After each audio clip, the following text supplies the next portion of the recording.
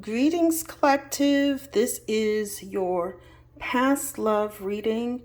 The question that I had and I heard was wash, rinse, repeat. And there was a question as to hell yes or hell no.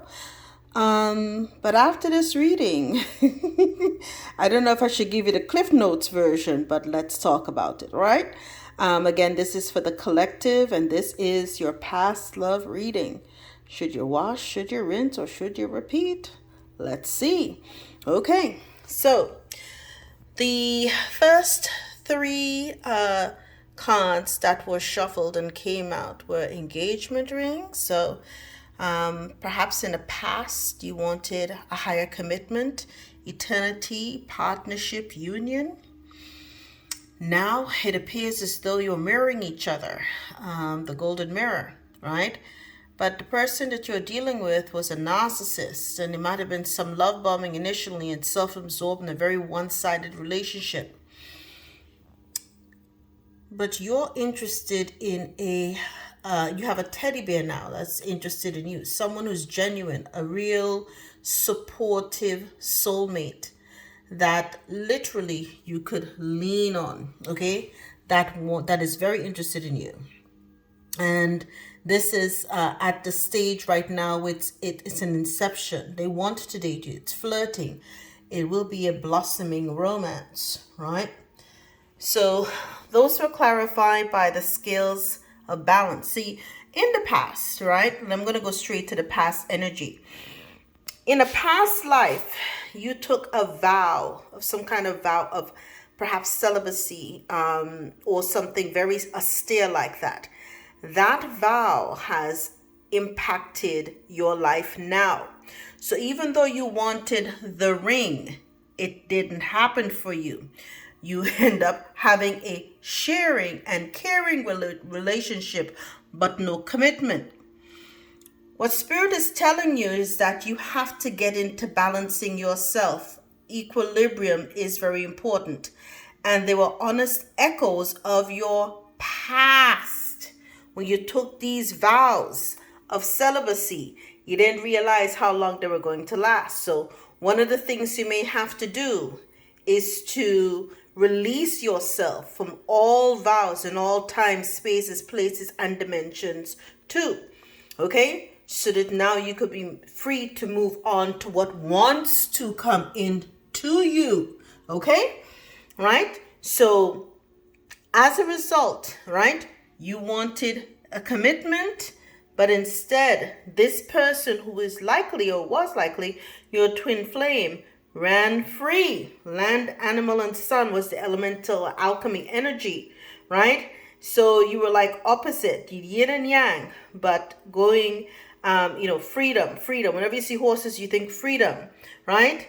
And this was all, you thought you were heading to the engagement. This is all an expected change. This person may have very interesting Uranus placements, but they had a different way of looking at things, right?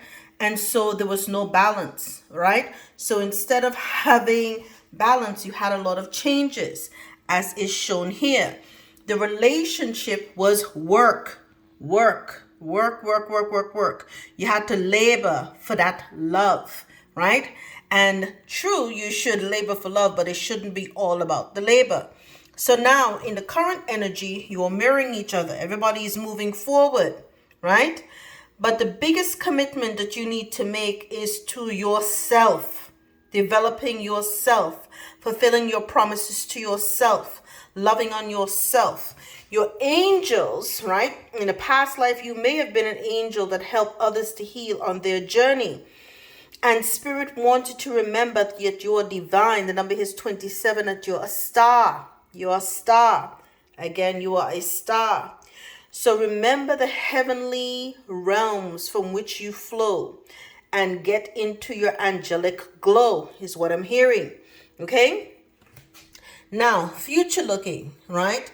Someone wonderful and supportive wants to come in to you, right? You are to have a gentle release. Let yourself surrender again to the flow, okay? That will be your saving grace, having no expectations of anything. Free yourself from the wounds of the past. Allow your heart to heal, right? Because again, you're being reminded that you are a star. You're perhaps a rainbow seed or a rainbow star, a light worker, star seed. You may consider yourself a rainbow child, but you are someone who the Spirit wants you to let and channel the pain and your path here, your entire path, right? Channel it in the arts, channel it in music. Channel it in music. You are meant to be a star to help others heal. And when you step into that purpose, you will see that the angelic frequencies are working very highly to and for you. Because ultimately you are a star 3 times too. Literally, I got star 3 times. Even in shuffling, there are other cards here that relate to the stars. From a karmic perspective, again, this is the other one, Aquarius, the 11th house, all right? Your hopes and dreams and wishes. You're doing it for the future, for humanity's sake. Again, you're being called to be that saving grace, okay? So what does Spirit want you to know? He says you wouldn't plant a seed and dig it up every few minutes to see if it's grown. So why do you keep questioning yourself, your hard work and decisions? Have patience, stop overthinking, and keep watering your seeds. Focus on yourself, your saving grace, right? Healing your wounds to set yourself free. The biggest commitment that you need is to commit to the next stage of your development, right? And what kind of crystal does Spirit want you to use? Black tourmaline for your protection, right? It deflects harmful vibrations, your affirmation.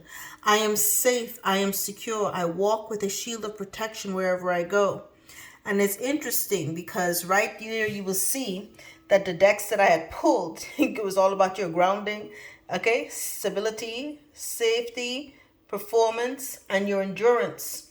As I mentioned before, I had pulled stars, so you have 4 stars here for you. My dear, if the question is, should I wash, rinse, or repeat? The answer is hell no. Unless, just like you, they've got 4 stars and they are heavenly aglow. And that, my dear, is your message. All the best.